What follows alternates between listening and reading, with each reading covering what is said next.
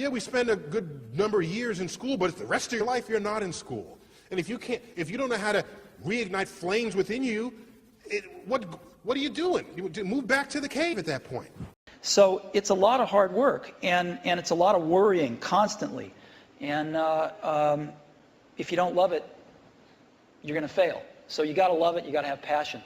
And I think that's the high order bit. The second thing is you've got to be a really good talent scout, because no matter how smart you are, you need a team of great people, and you've got to figure out how to size people up fairly quickly, make decisions without knowing people too well, and hire them, and see how you do, and refine your intuition, and be able to help build an organization that can eventually just build itself, because you need great people around you.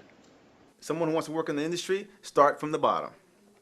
Try to know as many things as possible about the business, about every facet of the business. That way, when you're at some point, you will be in charge of a specific department. You know that person's job because you did it. No one can BS you.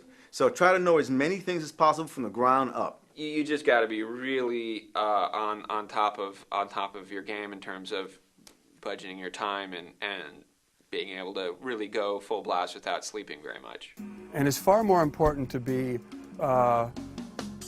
present to the process of what it is that you want to do. Like, I really want to do this. The people that don't make it, the people that fail, are the people who don't work at it.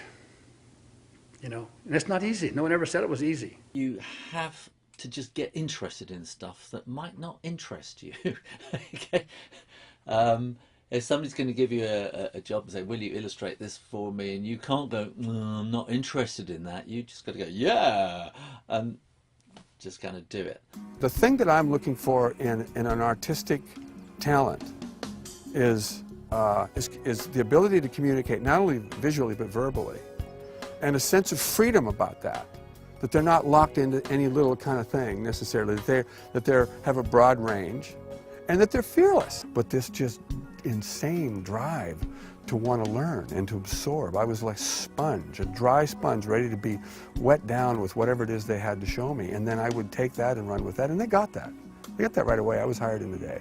It is important for most people to look outside their regular workday for interests and activities that not only they are interested in, but that they can learn from. Here you have an opportunity to pick up tools, pick up information that when you place that new lens on your glasses, coming back to your own professional life, can add huge value to the work that you do.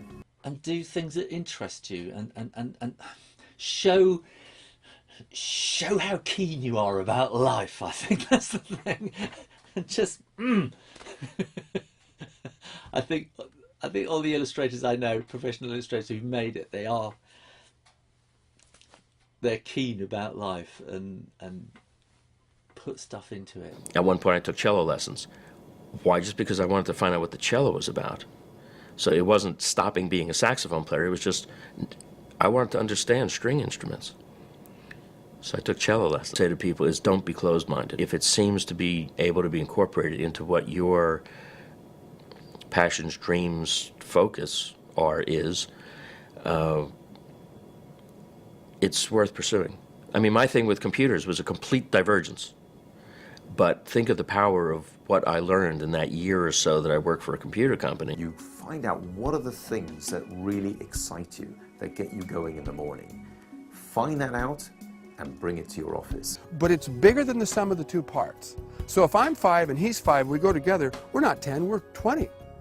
And you put 5 people in a room and you do that, and you get that connection going where everybody is vibing on the same wavelength and everybody's shooting stuff back and forth. It doesn't make any difference about being polite or having etiquette or raising your hand or being appropriate or inappropriate. It all goes on the table and it all starts to work. The big scene is real difficult, and you have to be completely committed to your art, whatever that means. And it can be writing songs, it can be playing guitar, it can be whatever you want to do, but you have to be passionately focused on it.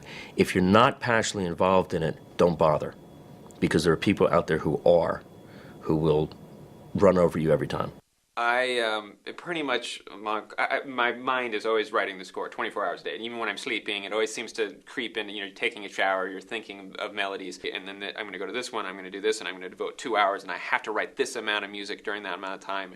And it has to be pretty regimented, because unlike recording a rock album, the movie is being released on this day, and it ain't moving. Like, you don't, it's not, if somebody reads the book to say that if you spend 10,000 hours doing something, you'll be super good at it, I don't think that's quite as simple as that. What you do is you do about 50 hours, and 90% drop out because they don't like it or they're not good. You know, you do another 50 hours, and 90% drop out. So there's these constant cycles, and you do have to be lucky enough, but also fanatical enough to keep going. And so the person who makes it to 10,000 hours is not just somebody who's done it for 10,000 hours. There's somebody who's chosen and been chosen in many different times. And so all these magical things came together, including who I know in that time. And I think, you know, that's very important. When you look at somebody who's good and say, could I do it like them? They've gone through so many cycles that it may fool you that, you know, yes, you could. And so the time factor is just insane. There's no time for like writer's block or anything. You just got to do it, and you know that a director's going to be coming by to hear the music, studio is going to be approving the music. And I don't care if you end up picking up horse patookers. And I can't tell you how many times I have said this to young people. You be the best at picking up horse patookers that they've ever seen. How many teachers left singular impressions on who and what you became as an adult? No, wait, I'm just asking, how many? These are teachers who, no one is saying, boy, that teacher gave a great exam.